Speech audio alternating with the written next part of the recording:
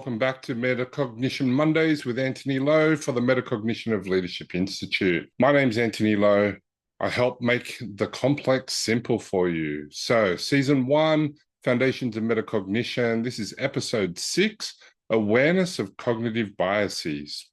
So, what we're going to be doing today is looking at recognizing all these things, because we all carry these cognitive biases.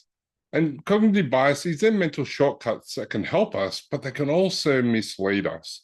And so this episode, we're going to explore how metacognition helps clinicians to recognize, question, and manage biases that affect clinical judgment, patient interactions, and teaching. So the three key points today will be looking to see which biases or what biases cloud our thinking. We'll also be looking at recognizing personal bias in patient care. And lastly, we'll be looking to reduce diagnostic error. Without further ado, let's jump in. I can spend so long on cognitive biases. In fact, in this podcast, I'm going to have a live once a month that you can join in on, where we're going to go through a bunch of cognitive biases and make it practical into your life, be it clinical or educational, fitness, health, wellness, it doesn't matter. So look out for these live episodes and the opportunity to join in with them. Okay, let's get started. So cognitive biases are systematic errors in thinking. They're often fast-paced, uncertain clinical environments. This is when they happen, because we always have to be making decisions. Almost every piece of information, almost every sentence spoken is going to give us that information. We got to decide what to do with it. They do influence diagnosis, treatment, communication, and perception. They will distort evidence. They will skew your attention. They will shape your confidence, either too much or too little. They create a false sense of, I'm reasoning objectively.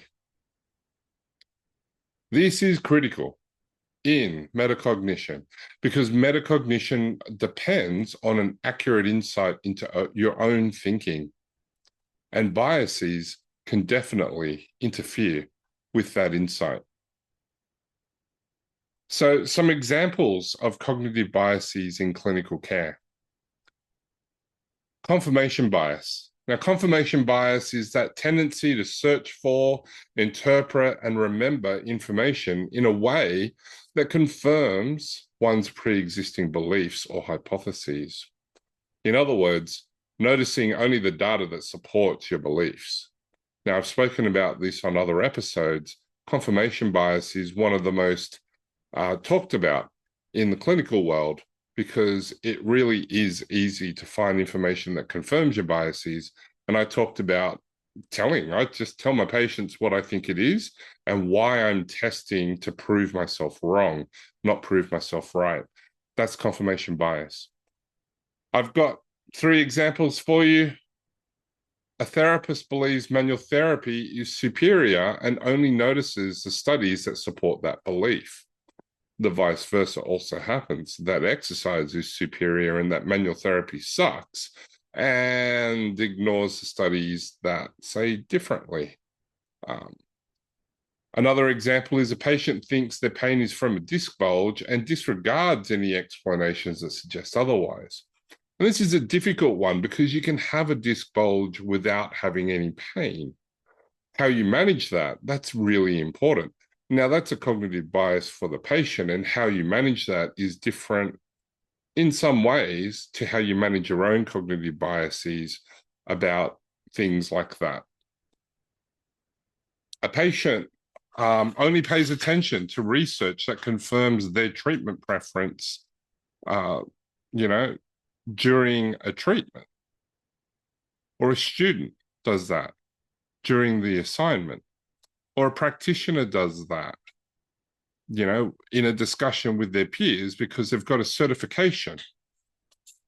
It's important that we pay attention to more than just the research that supports our biases. We should be looking to prove ourselves wrong, whether it's in clinical care, whether it's in research and learning, whether it's in educating others. We've just got to acknowledge the breadth of the information that's out there. That's confirmation bias. Another cognitive bias is anchoring biases. Anchoring bias. Anchoring bias is the tendency to rely too heavily on the first piece of information encountered, also known as the anchor, when making decisions or judgments. In other words, always relying on first impressions. That over-reliance on first impressions is difficult. I always describe anchoring bias as, you like a certain bag, for example, and you know that it's $2,000. This is creating an anchor. $2,000, $2,000. And then it comes on special and it's 20% off. It's $1,600. Now, $1,600, that's a saving of $400. Do you think this is a bargain? Part of it is that you're anchored to the idea that it's usually worth $2,000. Now, whether that's technically right or wrong, I want you to let me know in the comments if you think that's not quite right. However, in this particular metacognitive bias, we're looking at it as that first impression. You've got to start with something. It's like the internet tier rankings, whatever starts off as the first thing that they test or taste, it's unfair because everything else, it could be the very best thing and you've given it a 7 because you don't know if there are things better or not. So it's very, very difficult to say what the first impression is and how it is affecting your subsequent decisions. All right, the third cognitive bias that can affect you is the availability heuristic. A heuristic is a shortcut. The tendency to overestimate the likelihood or importance of events based on how easily they come to mind. In other words, assuming what's recent or familiar is most likely. Some examples of this. A therapist overuses dry needling because they recently had success with it in a few cases. Or a student thinks that most patients with low back pain have disc injuries after treating several in a row. Or a clinic increases shoulder screening after hearing a story about a missed rotator cuff tear. This is the availability heuristic. It comes to mind, it's right there. It's easy to select it because it's happened recently. An example of this is when you do continuing education. Let's say you go do a shoulder course and in it, they describe a rare condition and suddenly you start seeing all these shoulder patients with this rare condition. And part of that could actually be the availability heuristic because you've seen it and because so many conditions share overlapping features, you begin to think that this is the thing because you recently learnt about it. So metacognitive reflection helps clinicians recognize bias in real time and pause before doing something about it, before acting. Right. The second thing that we're going to talk about in the awareness of cognitive biases is recognizing personal bias in patient care. So self-awareness is the first step in identifying how bias shapes your actions. This is so important. I cannot stress to you how important it is that you understand that this is happening all the time. Even as I'm speaking, I'm questioning myself during this podcast. So you'll hear me pause. You'll hear about me stumbling for words, reaching for words, because I'm thinking and questioning, and am I saying the right thing? Why am I doing this? So if you hear those things, it's normal because that's what we should be doing. So some examples, consider who you interrupt more or explain less to. This is important, right? Maybe you don't speak up as much when you feel like you're in the presence of a boss, somebody who has power over you in some way. Maybe you complain less. Um, or maybe you start interrupting people because you just think, for whatever reason, they're wrong. Um, you've got to be aware of this occurring because your own bias in patient care is um, damaging, potentially damaging. It's one of the reasons why you should be careful when you treat family members, because that familiarity could lead to cognitive errors. So, some tools to uncover your own personal bias patterns. Track your thought process after difficult cases. We've talked about this in previous episodes.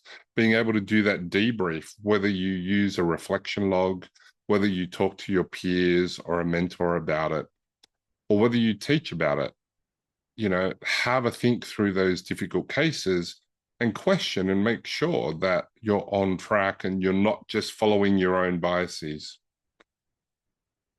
The second one is to debrief with a trusted colleague to unpack assumptions. One of the most valuable things that I did with a friend, Teresa Wasser, you can follow her at RX Physio on Instagram and all the socials. Teresa is fantastic. And in developing one of my older diastasis courses, I asked her to jump on a call with me and literally argue with me about everything. Everything that I said, I wanted her to argue with me, to play devil's advocate, to poke holes in my theory, to question and challenge me. And she felt safe to do so. Part of the reason why is because I asked her to. But also, it's very vulnerable. It's a vulnerable position for her, and it's a vulnerable position for me because I have to accept that it could be wrong, that I could be teaching and leading people astray. So it's still one of the most valuable things that I've ever done with anybody is to spend that couple of hours with Teresa where she just pulled apart every single thing that I said, and it was fantastic. It's such a valuable thing to do. So debriefing with a trusted colleague to unpack assumptions is so important. Another one that you could do is to use a structured reflection tool. So clinical reasoning checklists and, journaling to prompt, that focus on patient interactions and assumptions. On my course, the Peak Simplicity Foundations course, or the Peak Simplicity Masterclass, actually, I go through the 5 different flowcharts that I developed to help clinicians, fitness professionals think through and identify these things. What to do when you disagree with somebody, what to do when you agree with the patient. Because if you agree with the patient, the two of you could be running down the wrong street and missing the important information. So you need to be able to manage the easy thing to do, which is when you agree. And so I have a bunch of checklists about that. So bias is not inherently bad. Bias is not inherently bad, but unexamined bias can lead to inequity or harm. You must examine your bias. You just need to acknowledge the first step is actually to acknowledge that we're all biased in some way. And then the next step is to identify them. And the last step is to manage them. You need to control for them. All right. The last topic of discussion is reducing diagnostic error. Diagnostic reasoning it's especially vulnerable to bias when it's under pressure. So time constraints increase reliance on shortcuts. When I tried for a number of months to work at 15-minute appointments, And I had an assistant, so I was able to do the 15-minute appointment, do whatever manual therapy needed to be done, and then get the assistant to teach the person some exercise. And it was fun. It was actually quite fun, very stressful. And some people needed that half an hour appointment. A lot of people were happy with a 15-minute appointment, believe it or not. But I decided to stop it because whilst I was doing good turnover, the quality of care for those who needed longer wasn't there. It's fine for somebody who's recovering from a shoulder reconstruction, right? They need to get on and do their supervised exercise, whatever. That's fine. But some of the complex stuff that I'm seeing, I've got a patient that I saw for 2 hours because there was just so much information to wade through. So you can't do that in 15 minutes. It just doesn't work out. So time constraints will cause that reliance on the shortcuts. And you need to be aware of the shortcuts that you're taking. Cognitive overload limits reflective thinking. If you've got lots and lots of things to think about, you've got lots of things on your mind, you're working really, really hard and fast, and there's very little break, you don't have time to think, then if you don't have time to think, you don't have time to reflect. And if you don't reflect, then how are you taking advantage of those feedback loops that we talked about in previous episodes? Because that cognitive overload really does hinder your thinking, the reflection, the feedback loops, and so your diagnostic reasoning will be weaker because of it. Metacognition reduces diagnostic error by prompting. So, by simply having a process, whether it's with somebody else, in your own head on the drive home, or a structured sheet that you're working through, slowing down when red flags arise. When you see something or you hear something and you think, yeah, I should really be careful here. Like, take note of those things and slow down. Seeking disconfirming evidence. I've talked about this a lot in previous episodes. Always be looking. If you think it's an MCL, that somebody's damaged in their knee, yes, obviously do your MCL testing, but what about testing for other things? What else could simulate this type of pain? What else could it be? Maybe they have medial joint pain for a reason and it tests positive and it's loose because they injured themselves 20 years ago and it's always been like that. It's not particularly painful. I always seek disconfirming evidence because if it truly is the thing that you think it is, well, then it will survive scrutiny. It will survive examination. And always ask yourself, what else could this be? This is so important. I love asking, what else could this be? Because it broadens out the scope of possibilities. I don't even know all the things that somebody could have, but it's worth asking the question, what else could it be? How does different weighting of the evidence, of the objective findings, of the subjective examination, how do we weight these things for this particular person in front of us so that we can come to the conclusion that we're thinking about? So I think all of these things are really important to do.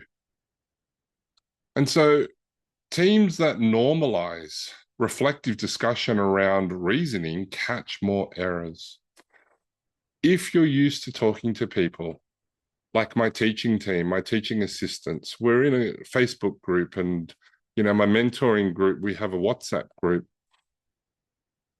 It's that reflection and checking in and challenging and asking questions that allows us to catch more of those thinking errors, or to be able to see and say, oh, I didn't think of it that way. Or somebody will pop in a question to clarify, and it's like, oh, that's a good clarification. These are really important things to do. And so It's that shared learning, shared experience, safer care environments that will lead all of us to become better. And that's what I do want to create for you all that are listening. I want to create it for everybody, really. But for those of you that are listening, I want that to be able to happen. So if you don't feel comfortable commenting publicly about questions you have, feel free to reach out on email. Feel free to message me on Instagram or on all the different social media. Um, I want you to be able to ask the questions. And to be honest, I was talking to somebody recently and they were saying how they're using ChatGPT to do some of this reflective thinking and therapy almost. And, I shared my natural concerns about divulging too much to a commercial GPT. And, they said that it was better for them because they don't have somebody that they can do that with. And even their friends, it doesn't feel safe to be able to ask the questions that they think might make themselves look worse. So you need to have that safe environment to do that so that we can learn together. All right. So we've gone just skimming the surface of the awareness of cognitive biases, and we look to see what biases cloud our thinking. We've looked to see what recognizing our personal bias in clinical care looks like. And we looked at reducing diagnostic error through metacognition by asking those questions, by signposting us to slow down. These are all really important. So notice for,